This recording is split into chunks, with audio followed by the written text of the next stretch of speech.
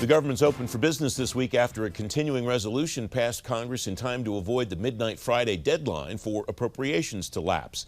But Congress gets back to work this week with almost as much to resolve as last week. David Hawkings is editor-in-chief of the Fulcrum. David, welcome. Thanks for coming on. We'll put the NDAA to rest, maybe, if President Trump does not veto it, and the overriding veto votes need to happen. 1 week CR. What's new, if anything, on what happens at the end of this week vis-a-vis the end of last week? I don't see too much, to be honest, as we're talking right now. Hope springs eternal that at any moment there will be some sort of unexpected burst of bipartisan agreement. But as we're talking right now, it looks like this coming Friday, same as last Friday, there is no grand deal on an omnibus to take spending all the way through next September. I would predict that maybe they will pass another CR to get them through the weekend, maybe, or into the new year. But I don't see a big omnibus happening this week. And as we're speaking now, nor do I see any grand deal on the big thing that's hoping to catch a ride on that omnibus, which is another COVID relief package. There's talk now about the so-called Gang of 908, which they're not 908 lawmakers. This is the gang that supports a $908 billion package that they're trying to come up with a compromise in which they split their package in two. The 750 that everybody agrees on would go forward this week. The 160 that's controversial would be subject to a vote in which it would definitely lose. A lot of Democrats don't like that. So as we're talking now, it wouldn't surprise me if Congress either goes home over the weekend with none of this done, stays into next week, or stays into next week and then goes home for a few days and then comes back, which hardly ever happens. It's happened only once in my lifetime, I believe, between Christmas and New Year's. Does it make a difference in your mind that Gang of 908 deal at least is obviously and very discreetly separated from the omnibus spending bill? Anything I heard about it over the weekend indicated that those members do not want to try to tag it onto an omnibus spending bill. Well, they don't want to, but I think, they certainly don't want that to drag down the spending bill or cause some sort of shutdown.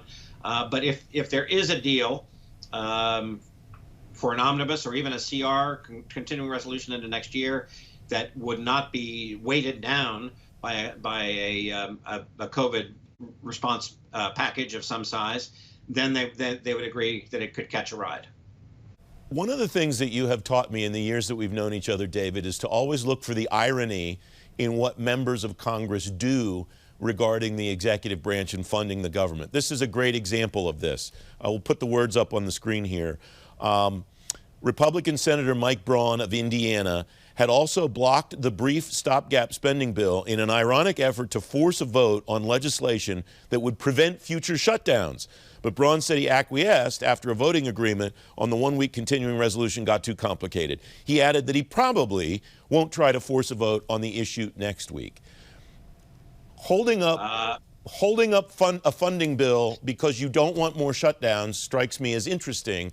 Do you have any sense that type of legislation would go anywhere, at least anytime soon? Because that seems to me to be of great interest, almost as much interest as appropriations, to the executive branch.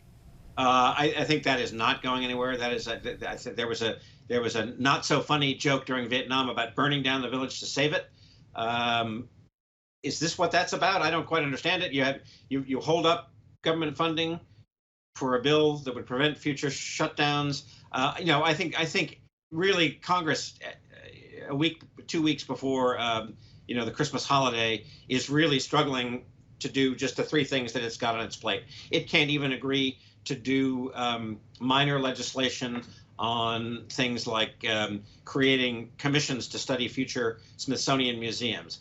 There's really not much they can do. New study out today that so far this year, the Congress has enacted only 28 public laws, almost 4 of which we know about, the big COVID relief bills. So that is a stunning drop-off in productivity. Congress is at its most broken of all time. Mike Braun may be well-intentioned, but I think that's It's way too ambitious for this time of year. About 45 seconds left, David. Anything on cyber that you're aware of on the Hill, given what we learned over the weekend about the huge cyber breach into at least Treasury and Commerce and maybe other agencies across government? I think we can expect lots of jawboning and lots of anxiety. That will be bipartisan. Some sort of legislative fix, no. All the cyber legislation that was talked about during the election year, especially if it came even close to touching the security of the elections, essentially went nowhere. So no, I think there, as I say, there'll be a lot of curiosity. Why Treasury? Why these two agencies? The census, maybe. Treasury, of course, but why those? I think there'll be a lot of anxiety about that, but not much action. David Hawkings, thank you very much as always. Thank you.